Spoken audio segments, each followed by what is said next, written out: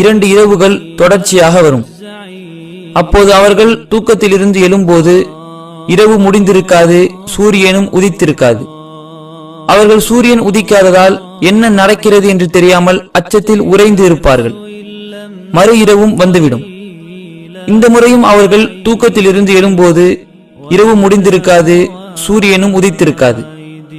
மறுமுறையும் சூரியன் உதிக்காததால் இப்போது அவர்கள் அச்சத்தின் விளிம்புக்கே சென்று இருப்பார்கள். அவர்கள் இஸ்லாம் கூறியபடி சூரியன் மேற்கில் உதித்துவிடக் கூடாது என்று பயப்படுவார்கள். ஆனால் 2 இரவுகள் தொடர்ச்சியாக முடிந்த பின் இப்போது சூரியன் உதிக்கும்.